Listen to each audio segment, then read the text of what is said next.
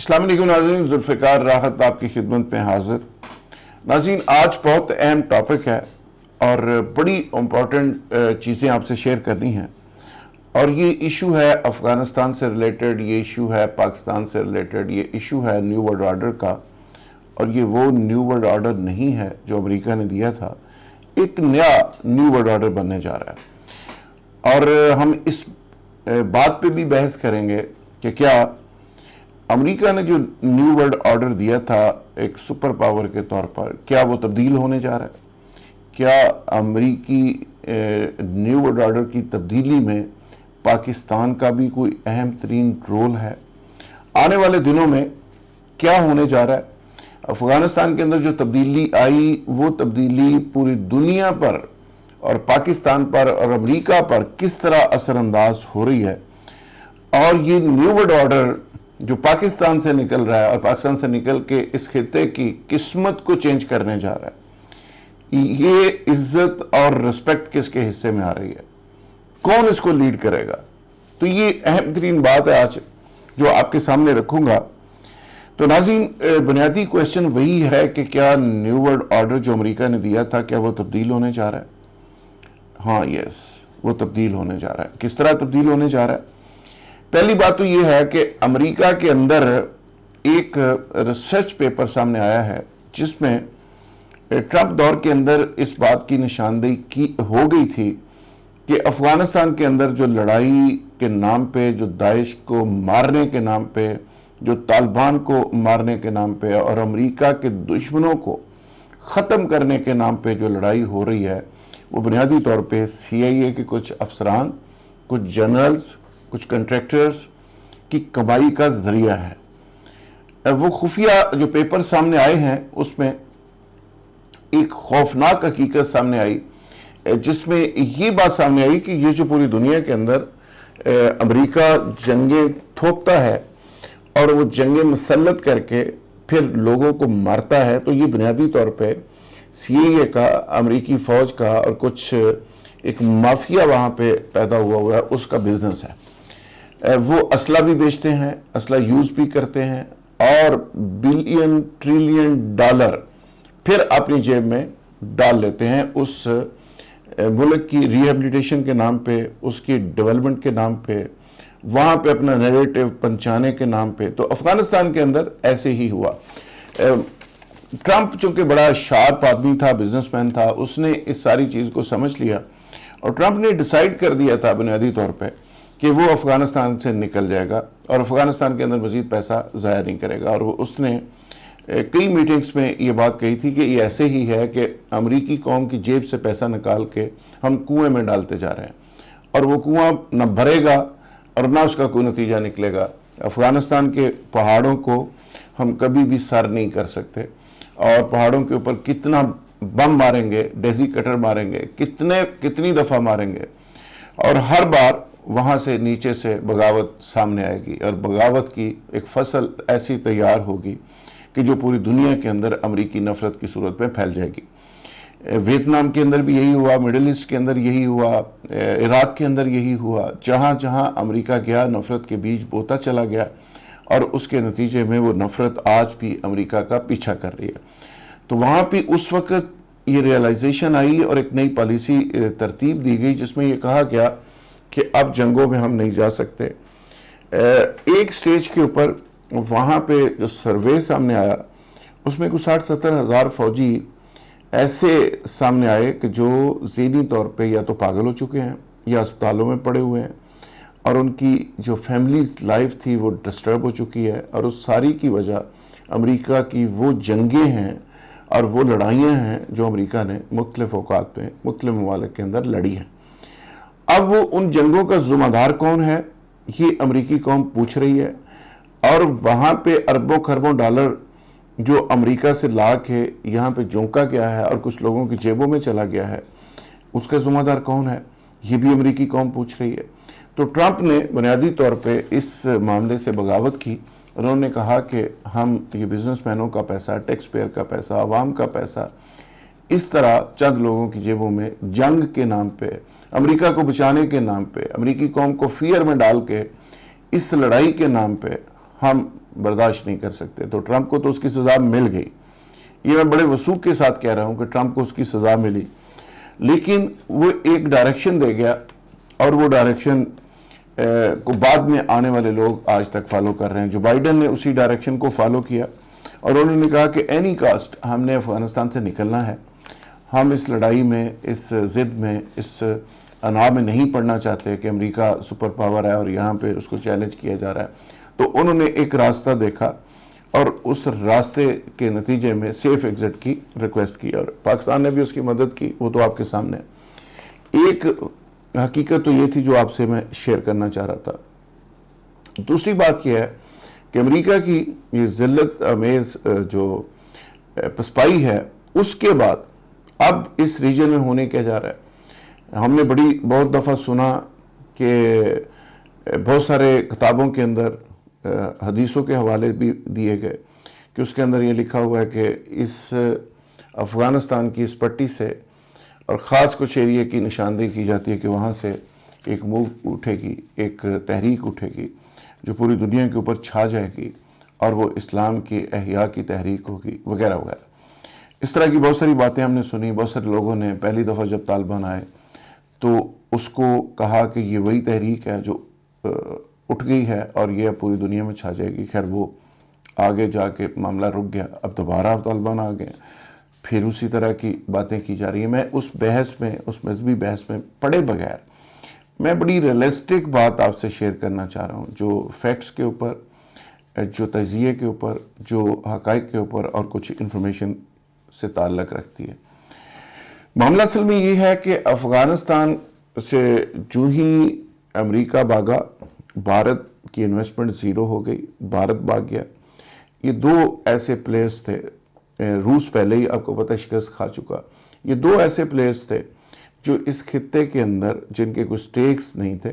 بلکہ وہ ڈسٹرب کرنے کے لیے افغانستان کو اور افغانستان کے اراؤنڈ کو ڈسٹرب کرنے کے لیے آئے تھے,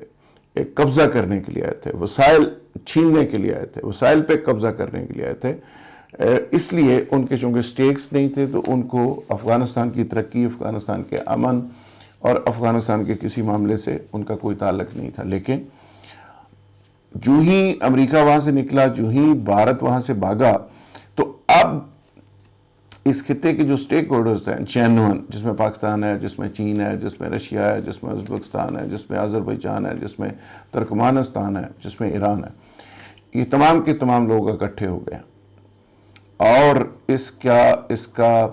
اکٹھا کرنا, ان ساری پاورز کو ایک ساتھ جوڑنا, ان کو ساتھ لے کے چلنا اور ان کو آگے بڑھانا اور افغانستان کو بھی ساتھ شامل کرنا, یہ سارا کا سارا اعزاز اللہ میاں نے پاکستان کو دیا ہے. اور پاکستان کو ایز اے کنٹری تو یہ اعزاز مل ہی رہا ہے, لیکن میں آگے جا کے آخر میں بتاؤں گا کہ یہ اعزاز اور کس کس شخصیت کو ملا ہے, کس کس شخصیت نے اس میں کیا کیا رول پلے کیا ہے. تو سردست میں جو فیکٹس آپ کے سامنے رکھنے جا رہا ہوں اس میں یہ ہے کہ ایران ہے, اس میں چین ہے, اس میں آذربائیجان ہے, اس میں ازبکستان ہے, اس میں پاکستان ہے, اس میں اور ایشیائی ریاستیں ہیں, اور افغانستان ہے. یہ ایک چین کی قیادت میں اور پاکستان کی قیادت میں ایک نیا ایک بلاک ایسا ڈیولپ ہوا ہے جس کی وجہ سے پوری دنیا جو امریکہ کی طرف دیکھتی تھی اب وہ اس طرف دیکھنا شروع ہو گئی ہے. اور اس میں رشیا اور چین کا بڑے امپورٹنٹ رول ہے, اور پاکستان کا اس میں اسٹریٹجک رول ہے کہ پاکستان اس سارے معاملے کو لیڈ کر رہا ہے. اور آگے چل کے یہ سارے ممالک اپنی ایک معاشی حکمت عملی ترتیب دے رہے ہیں, اپنی ایک فوجی حکمت عملی ترتیب دے رہے ہیں, اور یہ طے کر رہے ہیں آپس میں, یہ میں بہت بڑی بریکنگ نیوز دے رہا ہوں, طے کر رہے ہیں کہ کوئی حملہ آور, کوئی باہر سے آنے والا, بے شک وہ سپر پاور ہو یا سپر پاور نہ ہو, وہ اس علاقے کے اوپر کسی دوست کے اوپر, کسی ساتھی کے اوپر, کسی اپنے اس میں شامل ملک کے اوپر چڑھائی کرے گا تو ہم سب مل کر اس کا مقابلہ کریں گے. تو ایک طرح سے معاشی, دفاعی اور فوجی حکمت عملی طے ہو رہی ہے, اور جس میں یہ چیزیں پوری دنیا کے اندر جائیں گی کہ یہ جو بلاک بننے جا رہا ہے یہ بنیادی طور پہ ایک نیا نیو ورلڈ آرڈر ہے. دنیا کے ایک نقشہ بدلنے جا رہا ہے، دنیا ایک نئے رخ پر جا رہی ہے. اور لیٹر آن میں آپ کو خبر دے رہا ہوں کہ مڈل ایسٹ کے کچھ ممالک اور ٹرکی بھی اس اتحاد کا حصہ بنے گا. فائنینشلی چین اس سارے ممالک کو فیڈ بھی کر دے گا، سپورٹ بھی کر دے گا، سڑکوں کا جال بھی بچھا دے گا، یہاں پہ اکنامک زون بھی بنا دے گا. کیوں کہ چائنا کے لیے یہ سارے ممالک جو ہیں وہ بڑے امپورٹنٹ اس لیے ہیں کہ یہ سارے کے سارے ممالک اس کے لیے ایک منڈی کی حیثیت رکھتے ہیں. وہ اپنا تمام تر بزنس ان ممالک میں کرے گا، اور جب وہ بزنس کرے گا تو اس کا ایک حصہ ظاہر ہے ان تمام ممالک کو بھی ملے گا، اور ان سب کی معاشی حالت بھی بہتر ہو جائے گی. مجھے یاد آ رہا ہے کہ صوفی برکت صاحب نے کہا تھا کہ ایک درویش جنگل میں لکڑیاں چن رہا تھا، اور اس نے یہ لفظ کہے تھے، اور یہ ان ریکارڈ ہے ان کی کتاب کے اندر لکھا ہوا ہے، تصنیف کے اندر بھی، کہ ایک وقت آئے گا کہ پاکستان کی ہاں میں دنیا کی ہاں ہوگی، پاکستان کی نہ میں پوری دنیا کی نہ ہوگی. تو مجھے لگتا ہے کہ پاکستان کو وہ رول ملنے جا رہا ہے، اور افغانستان کے اندر سے اللہ میاں نے جس طرح فوری طور پہ کلینسنگ کروائی ہے، یعنی آپ حیران ہوگے کہ وہاں پہ امریکنز تو موجود تھے، وہاں پہ سی آئی اے موجود تھا، وہاں پہ این ڈی ایس کے لوگ موجود تھے، را کے لوگ موجود تھے، وہاں پہ 25-27 کونسل خانے تھے بھارت کے، تمام کے تمام لوگ وہاں پہ افغانستان سے لڑکیاں انڈیا لے جانے کے لیے، پاکستان کو تباہ کرنے کے لیے، دہشت گردی پھیلانے کے لیے، یہ سارے کے سارے کام کر رہے تھے، اور وہاں پہ ایجنٹس بھرتی کر رہے تھے. وہ سارے کے سارے آنکھ جھپکتے سارا معاملہ ختم ہو گیا. یعنی آپ صرف اس بات کا اندازہ لگائیں کہ صرف امریکن 2 لاکھ کنٹریکٹر تھے وہاں پہ، اور یہ جو امریکن سرمایہ بلینز ڈالر آئے ہیں اور پوری دنیا کے ممالک مل کر وہاں پہ جو پیسہ لگا رہے تھے، وہ کون لوگ کھا رہے تھے؟ کون سا مافیا تھا؟ وہی مافیا تھا عبداللہ، اشرف غنی،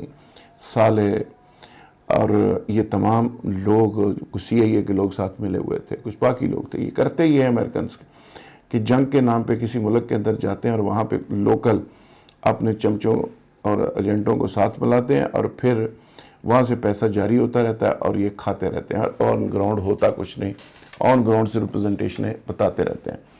اور ڈراتے رہتے ہیں اپنی قوم کو، اور ڈرا کے اور اپنی لیڈرشپ کو ڈرا کے وہ تمام ایجنسیز نے اتنی بڑی گیم کر دی، اتنی بڑی دیہڑی لگا دی کہ وہ آج امریکہ کے اندر اس پہ بحث ہو رہی ہے کہ ہمارا اتنا بڑا بجٹ چلا گیا. ہم اگر یہ بجٹ افغانستان میں نہ لگاتے، وہاں پہ ضائع نہ کرتے، اور ایجنسیوں کے کہنے پہ یہ جنگ اس لیول تک نہ لے کے جاتے، تو اب تک یہ ٹوین ٹاور کئی بار وہاں پہ نیا بنایا جا سکتا تھا، ہماری ہیلتھ بہتر ہو سکتی تھی، ایجوکیشن بہتر ہو سکتی تھی. یہ میں نہیں کہہ رہا، یہ برطانیہ کے اندر بھی بحث ہو رہی ہے، یہ امریکہ کے اندر بھی بحث ہو رہی ہے. اچھا، اب تو یہ صورتحال بڑا سیدھا سیدھا نقشہ میں نے کھینچ دیا کہ پاکستان کے بھی اچھے دن آ رہے ہیں، چین بھی آگے بڑھ رہا ہے، رشیا بھی بڑھ رہا ہے. اور یہ ساری چیزیں میں کس بنیاد پہ کہہ رہا ہوں؟ ابھی پاکستان کے اندر 2-3 بڑے امپورٹنٹ اجلاس ہوئے ہیں، جس میں چین، افغانستان، جس میں رشیا، جس میں پاکستان، جس میں ترکمانستان، آذربائیجان اور ایران، یہ تمام کے تمام ممالک کے جو چیف ہیں، آرمی چیف، وہ بھی اکٹھے ہوئے اور میزبانی پاکستان نے کی. اور پاکستان نے ان تمام لوگوں کے ساتھ بیٹھ کر کچھ پرنسپل چیزیں طے کی، اور ان ممالک کی بھی ضرورت ہے، پاکستان بھی ضرورت ہے، اور پاکستان کی بھی یہ ضرورت ہے، اور ایک ریئلائزیشن ٹاپ لیول پہ تمام ممالک کی لیڈرشپ میں یہ آئی ہے. اور یہ پاکستان کی بہت بڑی کامیابی ہے کہ وہ بھارت جو پاکستان کو آئسولیٹ کر رہا تھا، وہ بھارت جو اس خطے میں امریکہ کا ایک ایجنٹ کے طور پہ کام کر رہا تھا، اور امریکہ ایک سپرمیسی بھارت کو دے رہا تھا، تو آج بھارت